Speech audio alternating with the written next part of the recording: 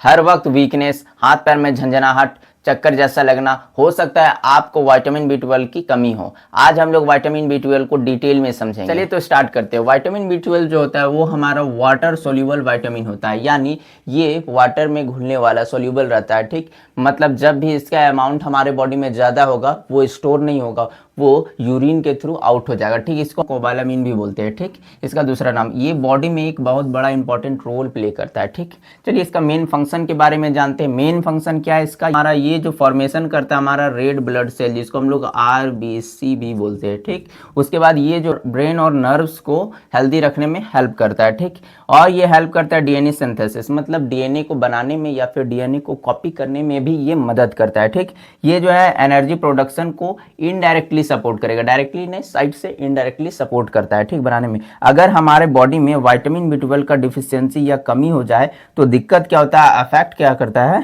Nerves को और blood cell को अफेक्ट करेगा। ठीक, फिर अब हम लोग जानते हैं विटामिन बी 12 टेस्ट क्या है। ठीक, टेस्ट क्या है? ये विटामिन बी 12 जो है एक ब्लड टेस्ट होता है जो मेजर करता है, मतलब मापता है हमारे बॉडी में विटामिन बी 12 का लेवल को। ठीक, और वो लेवल बताता है कितना है। ठीक, अब बात करते हैं डॉक्टर जो ये टेस्ट रिकमेंड क्यों करते हैं, ये टेस्ट करवाने क्यों बोलते हैं? डॉक्टर ये टेस्ट तब करवाने बोलते हैं जब कुछ सिम्टम्स दिखता है हमारे बॉडी में, जैसे वीकनेस हो गया, फैटिग हो गया, थकावट जैसा लगेगा तो भी हम लोग को ये टेस्ट करवाने बोलेंगे। डिजीनेस, चक्कर जैसा या फीलिंग डिजी लगेगा तो भी ये टेस्ट करवाने बोलेंगे।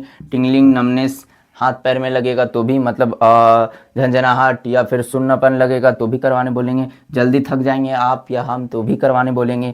मेमोरी वीक, अगर हमारा याददाश्त कमज़ोर होगा तो भी ये टेस्ट करवाने बोलेंगे। बैलेंस प्रॉब्लम होगा तो भी बोलेंगे। पेल स्किन होगा, स्किन का कलर लाइट हो जाएगा तो भी बोलेंगे। माउथ में अल्सर होता है जो वो होगा, बार बार होगा या होगा तो भी बोलेंगे। और टंग में पेन होगा तो भी हम लोगों को डॉक्टर्स ये टेस्ट रिकमेंड करते हैं। अब हम लोग देखते हैं फोर्थ नंबर में हमारे बॉडी में विटामिन बी 12 का डिफिशियंसी क्यों होता है। ऐसे तो कई रीजंस होते हैं डिफिशियंसी का, लेकिन कॉमन काउजेस क्या? वेजिटेरियन या फिर वेगन डाइट लेने वाले, जो जिसको बोलते हैं शाकाहारी, जो नॉनवेज एकदम नहीं खाते, जैसे मीट मछली ये सब एकदम नहीं खाते, उसमें चांसेस रहता है। दूसरा देखते हैं स्टमक या फिर इंटेस्टाइन में कुछ प्रॉब्लम रहता है तो चांसेस रहता है डिफिशियंसी का। ठीक, पुअर एब्जॉर्प्शन, मतलब कुछ भी खा रहे वो खाना मान लीजिए वो एब्जॉर्ब सही से नहीं कर पा रहा तो चांसेस रहता है। ठीक, डेफिशिएंसी का। अल्कोहल एक्सेस, जैसे नशा जो रहता है, मतलब दारू जिसको बोलते हैं, वो ज़्यादा एक्सेस कोई पी रहा है तो भी चांसेस रहता है उसमें डेफिशिएंसी का। एज इंक्रीजिंग, मतलब एज किसी का बढ़ते जा रहा है, कोई बुजुर्ग आदमी जिसको बोल सकते हैं, उनका भी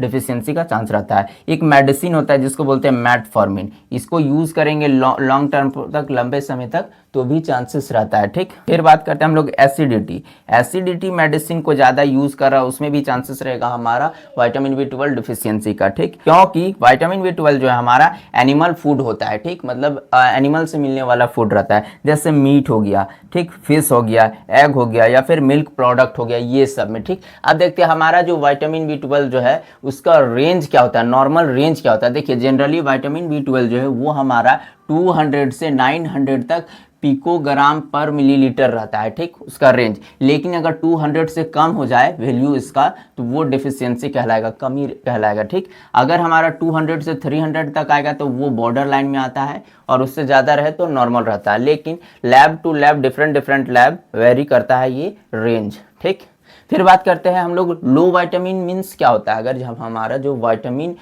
बी 12 हमारे बॉडी में डिफिशियंसी हो जाए तो उसका मतलब क्या होता है। देखिए रिपोर्ट में जब विटामिन बी 12 कम आएगा तो उसको तो चांसेस रहता है मैग्लोब्लास्टिक एनीमिया होने का, मतलब ये एनीमिया ही है, एक टाइप है उसका मैग्लोब्लास्टिक एनीमिया। ठीक, नर्व वीकनेस हो सकता है, ब्रेन फंक्शन में इफेक्ट पड़ सकता है। लॉन्ग टर्म में अगर इग्नोर किया जाए ये केस को, मतलब डेफिशिएंसी है किसी को, अगर वो लंबे समय तक इग्नोर कर रहा है इसको, तो नर्व डैमेज होने का भी रिस्क रहता है। चलिए अब हम लोग 7th में देखते हैं विटामिन बी 12 हमारा हाई का मतलब क्या होता है। देखिए हाई जनरली होता नहीं है, वैसे अगर होता है तो उसका रीजन ये है कि सप्लीमेंट जो हम लोग ले रहे विटामिन बी 12 का वो ज़्यादा ले ले तब ज़्यादा यूज़ करें तब हाई होता है, ठीक। लीवर डिजीज़ में हाई हो सकता है, ठीक। फिर हमारा किडनी प्रॉब्लम रहेगा तो विटामिन बी 12 का लेवल हाई रहेगा, और कुछ मेडिकल कंडीशन के वजह से भी हाई हो सकता है। अब बात करते हैं इसका ट्रीटमेंट क्या है। ट्रीटमेंट जो है डिपेंड करेगा डिफिशियंसी के काउज पे, किस वजह से आपका डिफिशियंसी हुआ उस पर। लेकिन जनरली डॉक्टर्स जो है वो रिकमेंड करते हैं विटामिन बी 12 रिच डाइट, मतलब